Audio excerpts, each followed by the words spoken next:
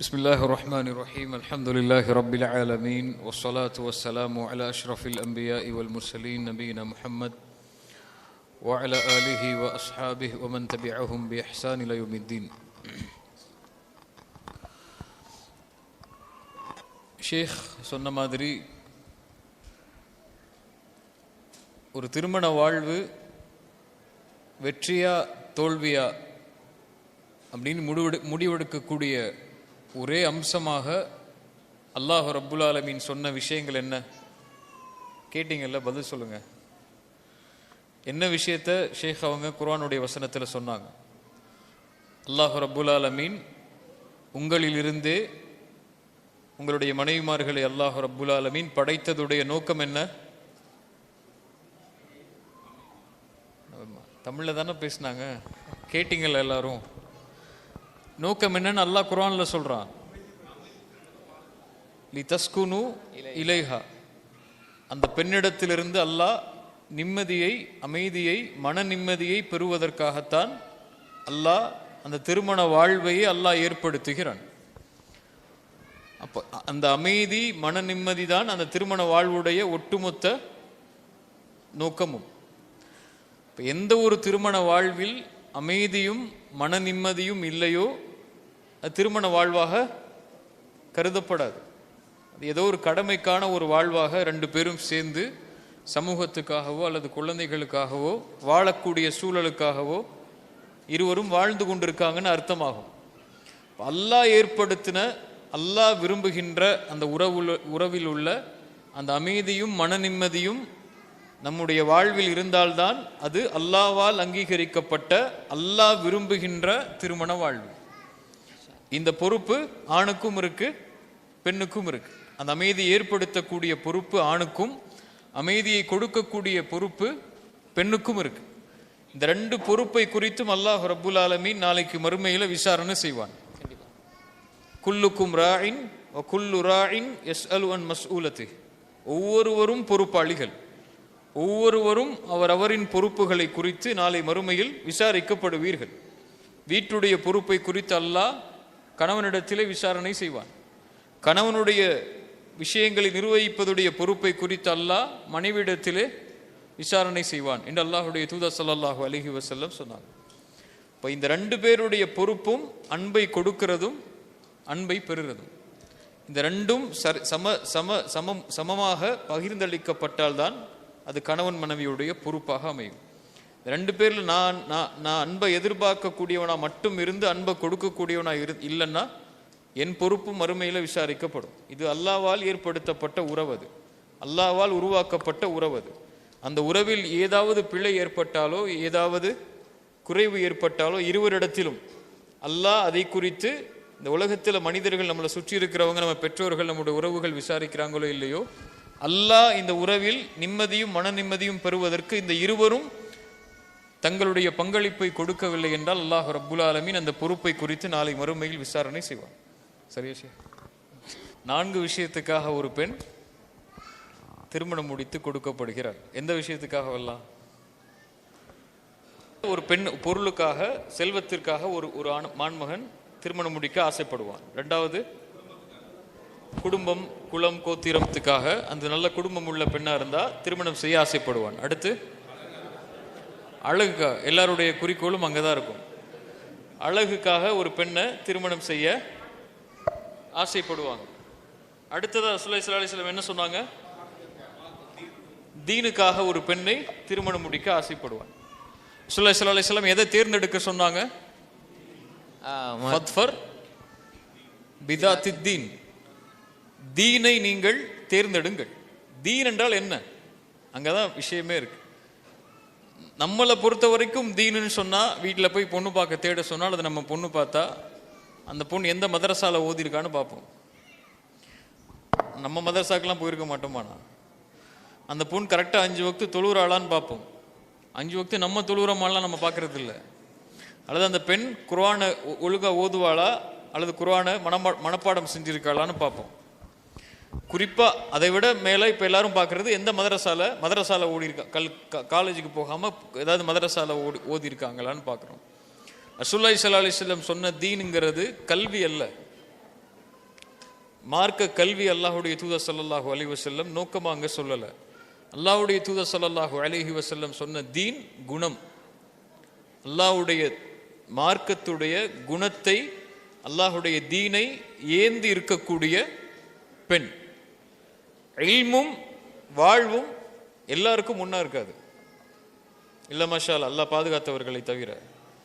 இல்மின் அடிப்படையில் குணங்களை அமைத்து கொண்டவர்கள் அல்லாஹ்வால் தேர்ந்தெடுக்கப்பட்டவர்கள்.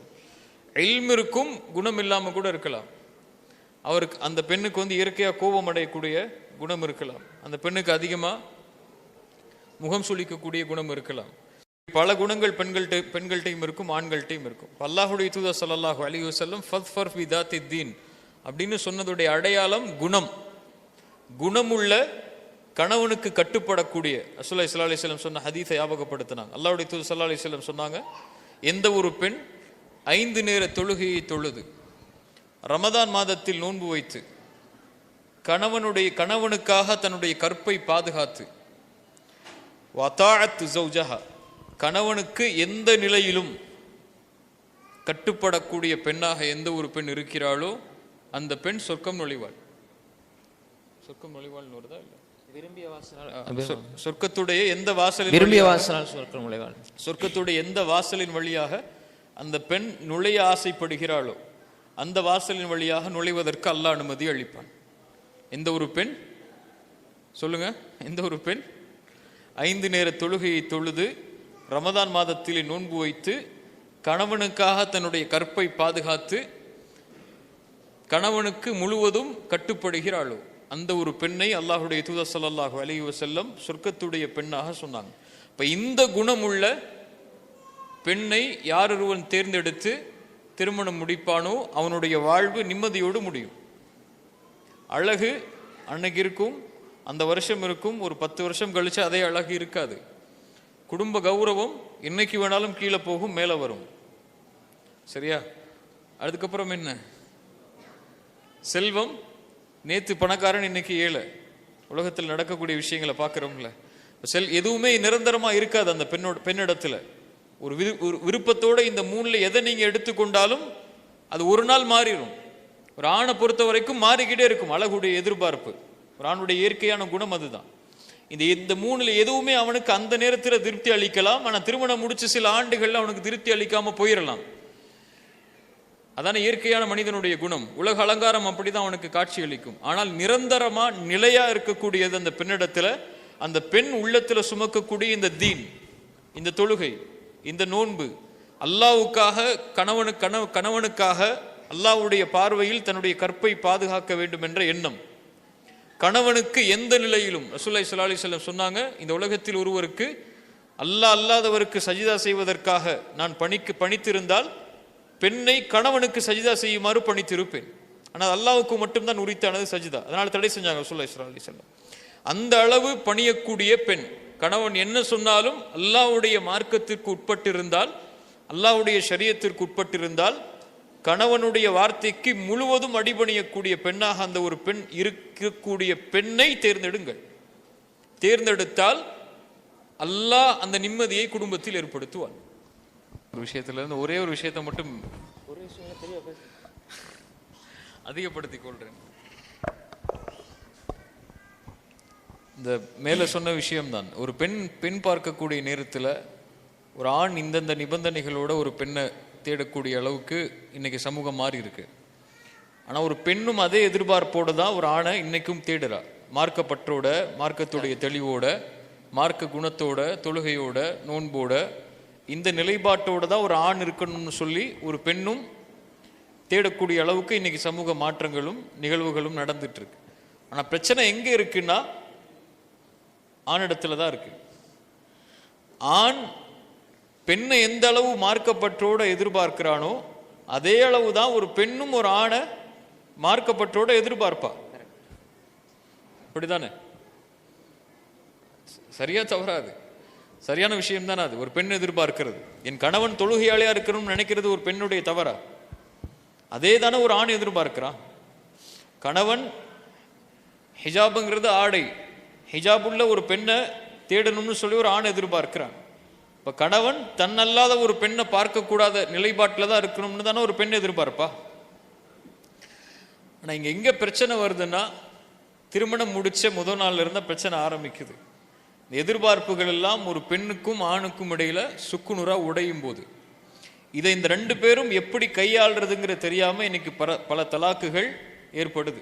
உதாரணமாக எனக்கு தெரிஞ்ச ஒரு குடும்பத்தில் ஒரு தலாக்கு ஏற்பட்டுச்சு.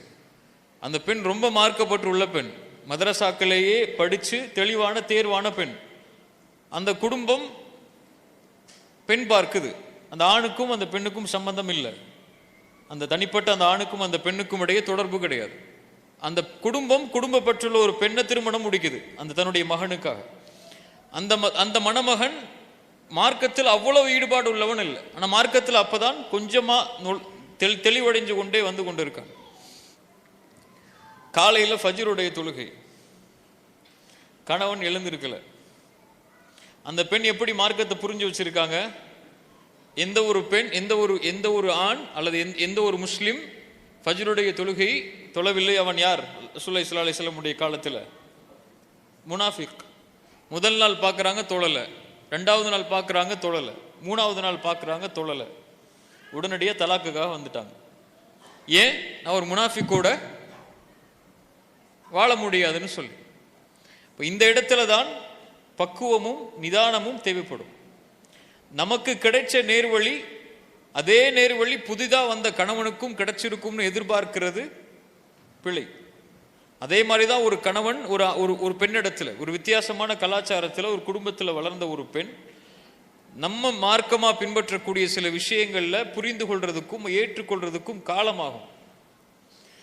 இந்த புரிந்துணர்வு மார்க்க அடிப்படையில் திருமணத்திற்கு முன்னாடியும் சரி திருமணம் ஆனதற்கும் பிறகும் சரி வழிகாட்டப்படணும்.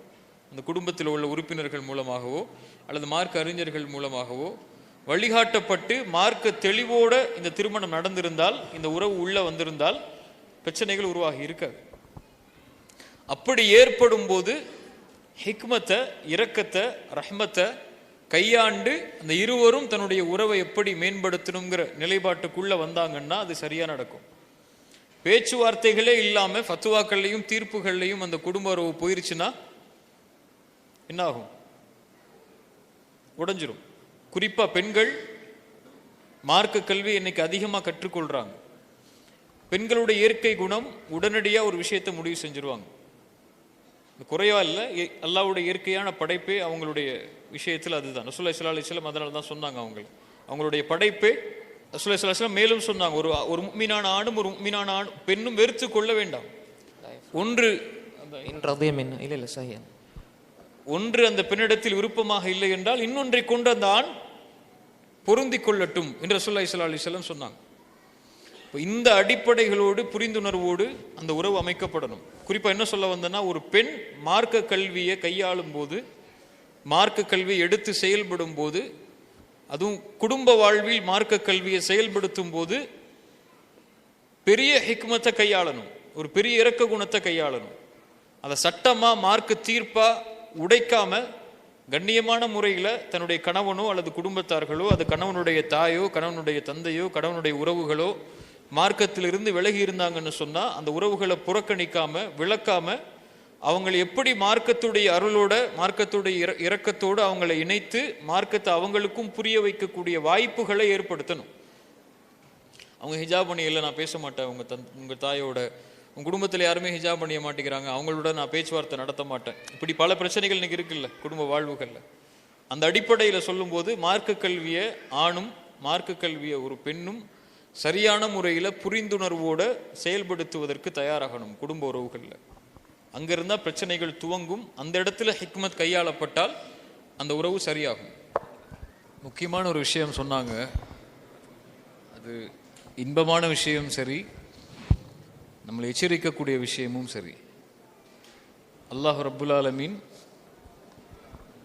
வஅ்புதுல்லாஹ் வலா துஷ்ரிகு பிஹி ஷைஆ வபில் வாலிதைனி இஹ்சானா. குர்ஆனில் நிறைய இடங்கள் அல்லாஹ் இந்த மாதிரி தௌஹீதை பற்றி, அல்லாஹ்வை வணங்குதலை பற்றி அல்லாஹ் நினைவுபடுத்தும் போதெல்லாம் அல்லாஹ் பெற்றோர்களிடத்தில் நல்ல முறையில் நடந்து கொள்ளுங்கள் இஹ்சானோடு நடந்து கொள்ளுங்கள் என்பதை அல்லாஹ் வலியுறுத்தி கொண்டே வருகிறான். அல்லாஹ் இந்த விஷயத்தில் பதிய வைக்கக்கூடிய மிக முக்கியமான அம்சம், தௌஹீதுக்கு பிறகு, அல்லாவை வணங்குதலுக்கு பிறகு அல்லாவை நெருங்குவதற்குரிய மிக முக்கியமான காரியம் பெற்றோர்களுக்கு பணிவிடை செய்தல். இது இன்பமான செய்தி தானே. இதுல இன்னொரு எச்சரிக்கையான செய்தியும் இருக்கு. அப்படியே மாற்றமா சொல்லுங்க, ஷிர்கிற்கு பிறகு, அல்லாவை வணங்காதலுக்கு பிறகு, அல்லது அல்லாவுக்கு இணையாக ஒரு உறவை ஏற்படுத்தி அவனை வணங்குதலுக்கு பிறகு மிக மோசமான ஒரு காரியம், மிக கொடூரமான ஒரு பாவம் இந்த உலகத்தில் உண்டென்றால் பெற்றோர்களுக்கு மாறுபட்டு நடத்தல். சொல்றது புரியுதா எல்லாருக்கும்? அல்லாஹ் உங்களை அவனுடைய அப்தாக ஏற்றுக்கொள்வதுடைய முதல் அம்சம் இந்த வசனத்தின் அடிப்படையில் தௌஹீத்.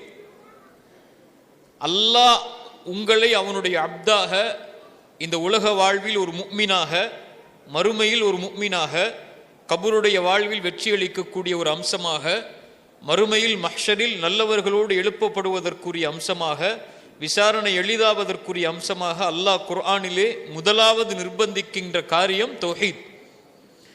தௌஹீதுக்கு பிறகு அல்லாவை ஒருவன் நெருங்குவதற்குரிய காரியமாக எடுத்துக்கொள்ள வேண்டிய காரியங்களில் அல்லாஹ் வலியுறுத்தக்கூடிய காரியம், என் மூலமாக படைக்கப்பட்டு என்னுடைய சக்தியால் உன்னை வெளியாக்கிய உன் பெற்றோர்களிடத்தில் நல்ல முறையில் நடந்து கொள். அதே அப்படியே மாற்றமா மறுபடியும் சொல்றேன். இந்த உலக வாழ்வில் இழிவான வாழ்வை வாழ்வதற்கு, இந்த உலகத்திலிருந்து பிரியும் போது இழிவான நிலையில் பிரிவதற்கு, கபருடைய வாழ்வில் தோல்வியுடைய காரியத்தை செய்வதற்கு மிக அம்சமான ஒரு காரியம், நாளை மறுமையில் ஒட்டுமொத்த மறுமையும் வீணாவதற்கு ஒரு மிக மிக மோசமான காரியம் ஷிர்க். அந்த ஷிர்கிற்கு பிறகு இத்துணை வாழ்வையும் தரைமட்டமாக ஒரு செயலாக்கும் என்றால், இந்த உலக வாழ்விலிருந்து என் உயிர் பிரியும் போது என் பெற்றோர்களுடைய பொருத்தம் என் மீது இல்லை என்றால், அவ்வளவுதான். இதை பெருசா எப்படி விளக்குறதுன்னு தெரியல எனக்கு. இதுக்கு பிறகு இப்னு அப்பாஸ் ரலியல்லாஹு அன்ஹு அவர்களிடத்தில் ஒரு நபித்தோழருடைய சபை, இமாம் புகாரி தானே அதமுல் முஃப்ரதில் பதிவு செய்யறாங்க, ஒரு பெண் லா அலம் அமலன் அக்ரபு இலல்லாஹ் மின் பிர்ரில் வாலிதா. புகாரி ரஹ்மஹுல்லாஹ் அதமுல் முஃப்ரதில் பதிவு செய்யறாங்க இந்த நிகழ்வை. இப்னு அப்பாஸ் ரலியல்லாஹு அன்ஹுடைய சபையில ஒரு மனிதர் வர்றாரு. அவர் சொல்றாரு, இப்னு அப்பாஸ் அவர்களே, நான் ஒரு கொலை செஞ்சிட்டேன். ஒரு பெண்ணை நான் திருமணம் முடிப்பதற்காக பெண் பேசினேன் விருப்பத்தோட. ஆனால் அந்த பெண் என் அல்லாத ஒருத்தனை விரும்பி திருமணம் செய்வதற்காக வேறொருத்தரை பெண் பேசி மணமகனாக ஏற்றுக்கொண்டாள். கோபத்தில் என்ன பண்றதுன்னு தெரியாம நான் கொலை செஞ்சிட்டேன். ஃபஹல்லி மின் தௌபா, தண்டனை இருக்கு அவருக்கு. ஆனா இவர் கேட்கிறது, எனக்கு தௌபா இருக்கா, அல்லாஹ் என்னை மன்னிப்பானா? இப்னு அப்பாஸ் ரலியல்லாஹு அன்ஹு கேட்டாங்க, உன்னிடத்துல உன் தாய் உயிரோடு இருக்கிறாளான்னு சொல்லி. அவர் சொன்னாங்க, இல்லை. இப்போ நல்ல அமல்களை செஞ்சு அல்லாஹ்விடத்துல தௌபா செஞ்சு இந்த பாவத்திலிருந்து அல்லாஹ்விடத்துல மன்னிப்பை பெற்றுக்கொள். நபித்தோழர்கள் கேட்டாங்க, தோழர் அவர்களே, ஏன் அந்த ஆணிடத்துல அவர் அந்த செஞ்ச பாவத்துக்காக தாய் உயிரோடு இருக்காளான்னு கேட்டீங்கன்னு. இப்னு அப்பாஸ் சொன்னாங்க, ரசூலுல்லாஹுடைய வளர்ப்பில் வளர்ந்த அந்த மாணவர் சொன்னார்கள், அல்லாஹ்வுடைய தூதருடைய செய்தியை ஏந்திய நிலையில், லா அலமு அமலன் அக்ரபு இலல்லாஹி மின் பிர்ரில் வாலிதா, எனக்கு ஒரு செயலை தெரியாது அல்லாஹ்விடத்தில் நெருங்குவதற்கு தாய்க்கு பணிவிடை செய்வதை தவிர. சுப்ஹானல்லாஹ், இதை விட என்ன வார்த்தை சொல்ல முடியும்? இந்த உலகத்தில் நம்ம தாய் தந்தை உயிரோடு இருந்தால், இந்த செய்திகளில் ஏதாவது நம்முடைய வாழ்வில் இருந்தால், அல்லாஹ்வுக்காக மன்னிப்பை கேட்டுக்கொள்ளுங்க. அவங்க இடத்துல அவங்க மரணமாக இருந்தாங்கன்னா அவங்களுக்காக துஆ செய்யுங்க, சதக்கா செய்யுங்க. இந்த உலகத்தில் இதைவிட ஒரு நல்ல காரியம், பாவமான காரியம் இருக்க முடியாது. பணிவிடை செய்வதும் மாறு செய்வதையும் ஏற்றுக்கொண்டு வாழ்வது. தாய் தந்தை தான் மிக முக்கியமான அம்சம் உறவுகளில். மனைவியை விட அல்லது கணவனை விட ஒரு பெண்ணுக்கு நெருக்கமாக, ஒரு ஆணுக்கு நெருக்கமாக இருக்க வேண்டிய உறவு தாய் தந்தை. அந்த பணிவிடையை விட்டுட்டு இந்த உலகத்தில் நீங்கள் எவ்வளவு பெரிய பட்டத்தை உங்களுடைய மனைவியிடத்திலையும், எவ்வளவு பெரிய பட்டத்தை உங்களுடைய குழந்தைகளிடத்திலையும், இந்த ஊர் மக்களிடத்திலையும், அல்லது உலகத்திடத்திலையும், அல்லது வேறு எந்த ஒரு அமலை நீங்கள் சுமந்திருந்தாலும் இந்த ஒரு அமலில் முழுமையாக இல்லை என்றால் அல்லாஹ் நம்மை அவனுடைய அப்தாக ஏற்றுக்கொள்ள மாட்டான். சாலிஹான பிள்ளை எப்படி உருவாகும்? சாலிஹான பிள்ளை எப்படி உருவாகும்? எப்படி உருவாகும்? நம்ம சாலிஹா இருந்தால் தான் சாலிஹான பிள்ளை உருவாகும். நம்ம சாலிஹா இல்லைன்னா சாலிஹான பிள்ளை பேர் வேணா வைக்கலாம், உருவாகாது. சாலிஹான்னு பேர் வச்சுக்கலாம், ஆனால் உருவாகுமா? நம்ம தொழுகையாளியாக இருந்தால் தான் நம்ம பிள்ளையும் தொழுகையாளியாக இருக்கும். நம்முடைய பெற்றோர்களுக்காக பணிவிடை செய்யக்கூடிய, துவா செய்யக்கூடிய மக்களாக இருந்தால் தான் நம்முடைய பிள்ளைகளும் நம்ம இறந்ததுக்கப்புறம் நமக்காக பிரார்த்தனை செய்வாங்க. நம்ம குர்ஆன் ஓதக்கூடியவங்களாக இருந்தால் தான் பிள்ளைகளும் குர்ஆன் ஓதுவாங்க. நம்ம மனோ இச்சைகளை விட்டு, ஆசாபாசங்களை விட்டு குடும்பத்தை விலக்கி இருந்தால் தான் நம்முடைய பிள்ளைகளும் அதை விட்டு விலகி இருப்பாங்க. இன்னைக்கு எதிர்மறையாக எல்லாமே இருக்கு. பிள்ளை குர்ஆனை ஓதணும், ஆனால் ஆப்பாக்கு குல்ஹுவல்லா அஹத் அந்த 3 சூறாவை தவிர ஒரு சூறா தெரியாது. பிள்ளை தொழுகணும் 5 வக்தும், ஆனால் வாப்பா அம்மா தொழ மாட்டாங்க. பிள்ளை இஸ்லாமிய ஸ்கூலில் போய் இஸ்லாமிய பாடங்களை படிக்கணும், ஆனால் வாப்பா அம்மா எந்த மதரசாக்கும் போய் அல்லது எந்த ஒரு இஸ்லாமிய கல்வி நிலையத்துக்கும் போய் மார்க்க கல்வியை தேட மாட்டாங்க. இந்த எதிர்மறை இருக்கக்கூடிய குடும்பத்தில் வளரக்கூடிய குழந்தை நடிக்கும், ஆனால் மார்க்கத்தோடு வளராது, அல்லாஹ் நாடாத வரைக்கும். எப்போ அந்த குழந்தை மார்க்க ஈடுபாட்டோடு, மார்க்க ஆர்வத்தோடு தன்னை நேர்படுத்தி கொண்டு வளரும் என்றால், இயற்கையாகவே வளரும் என்றால், அல்லாஹ்வுடைய உதவியோடு அந்த பெற்றோர்கள், அந்த குடும்பத்தில் உள்ள உறுப்பினர்கள் அந்த நிலைப்பாட்டில் இருந்தால் மட்டுமே. இல்லை நம்ம சொல்றதுக்காக செய்யலாம், நம்ம சொல்றதுக்காக மதரசா போகலாம், சொல்றதுக்காக தொழலாம், சொல்றதுக்காக குர்ஆனை மனனம் செய்யலாம், சொல்றதுக்காக ஸ்கூல்ல போய் இஸ்லாமிய பாடங்களை படிக்கலாம். ஆனால் அது வாழ்வா மாறுமா அப்படின்னா, வாழ்வா மாறுறதுக்குரிய சந்தர்ப்பம் அல்லாஹ் அந்த தேர்ந்தெடுப்பில் இல்லை என்றால் காரணம் நம்ம தான் இருப்போம். நம்மை பார்க்காத, நம்மை பார்த்து வளரக்கூடிய குழந்தை நம்முடைய வளர்ப்பில், நம்முடைய செயல்பாட்டில் இந்த சாலிஹ் என்ற உள்ளடக்கக்கூடிய தன்மைகள் எதுவும் இல்லை என்றால் சாலிஹான குழந்தையா உருவாக முடியாது. அப்படி ஒரு குழந்தையை உருவாக்கிட்டு நம்ம போனோம்னு சொன்னா இந்த உலகத்திலையும் நமக்கு நஷ்டம், மரணத்துக்கு பிறகும் நமக்கு நஷ்டம்தான். அது நம்மளை சீர்படுத்தி கொள்ளணும். இங்கே எல்லாருமே ஒவ்வொருத்தருக்காகத்தான் அமல் செய்கிறோம், யாரும் மற்றவங்களுக்காக அமல் செய்கிறது இல்லை. ஒரு கணவனுக்காகத்தான் அமல் செய்கிறான், அப்படிதான். கணவனுடைய பொறுப்பை அவன் சரியாக இருந்து அல்லாஹ்விடத்தில் வெற்றி பெறுவதற்காகத்தான் கணவன் சரியான கணவனா இருக்கிறான். மனைவியை திருப்திப்படுத்தணுங்கிற நோக்கம் மட்டும் இல்லை அங்க. ஒரு மனைவி தன்னுடைய செயல்பாட்டில் சரியாக இருந்து நல்ல மனைவியாக ஆகி அல்லாஹ்விடத்தில் அந்தஸ்தை பெற வேண்டும் என்பதற்காகத்தான் அந்த மனைவி அமல் செய்கிறாள். அந்த பிள்ளையும் அப்படித்தான். ரசூலுல்லாஹி ஸல்லல்லாஹு அலைஹி வஸல்லம் அதனால தான் ஃபாத்திமா ரலியல்லாஹு அன்ஹாவை அழைச்சு சொன்னாங்க, ஃபாத்திமா, ஒரு தந்தை என்பதால் இந்த உலகத்தில் எதை வேண்டுமானாலும் நீ கேட்கலாம், ஆனால் மறுமையில் லா உகுனி அன்கி மினல்லாஹி ஷைஆ, அல்லாஹ்விடத்திலிருந்து உன்னை என்னால் பாதுகாத்து விட முடியாது. தந்தை என்பதால், உன் நபி தந்தை என்ற காரணத்தால், முஹம்மது ரசூல் என்ற காரணத்தால், யா அல்லாஹ் என்னுடைய வாப்பா முஹம்மது ரசூல் எனக்கு சொர்க்கத்தை கொடுலாம் போய் அல்லாஹ்ட்ட நீ கேட்ற முடியாது ஃபாத்திமா. நீ செய்யக்கூடிய அமல் உன்னை பாதுகாக்கும். இப்ப கணவன் செய்யக்கூடிய அமல் கணவனை பாதுகாக்கும், தந்தையை பாதுகாக்கும். மனைவி செய்யக்கூடிய அமல் மனைவியை பாதுகாக்கும். பிள்ளைகள் செய்யக்கூடிய அமல் பிள்ளைகளை பாதுகாக்கும். ஆனா இதோடைய தொடர்பு இந்த குடும்ப உறவுகள் சேர்ந்து அல்லாஹ்வை வணங்குவதில் பிரதிபலிக்கும். இந்த பிரதிபலிப்பு மனைவியை சாலிஹாவான பெண்ணாக மாற்றும், கணவனை சாலிஹான கணவனாக மாற்றும், பிள்ளைகளை சாலிஹான பிள்ளையாக மாற்றும். இது எல்லாமே ஒரு தொடர்பு. இந்த மூன்று துருவங்களாக இருந்து மார்க்க தொடர்பில், அல்லாஹுடைய தொடர்பில், குர்ஆனுடைய தொடர்பில், சுன்னாவுடைய தொடர்பில் இருந்தால் இந்த குடும்பம் குர்ஆன் சுன்னாவின் வழியில், குர்ஆன் சுன்னாவுடைய குணத்தில் செயல்பட்டால், இதுதான் இந்த உலகத்திலேயே செல்வம் இல்லை என்றாலும், குடும்ப அந்தஸ்து இல்லை என்றாலும், அந்த குடும்பத்தில் எதுவுமே இல்லை என்றாலும் மகிழ்வு நிரம்பி இருக்கும்.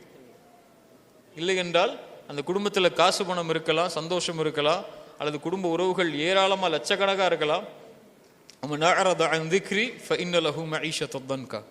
நெருக்கடியான வாழ்வில் தான் அந்த குடும்பம் இருக்கும், அல்லாஹ்வுடைய உறவை விட்டு தூரமாகி இருக்கும் வரை. இதுதான் இந்த ஒட்டுமொத்த விஷயத்துடைய சுருக்கம்.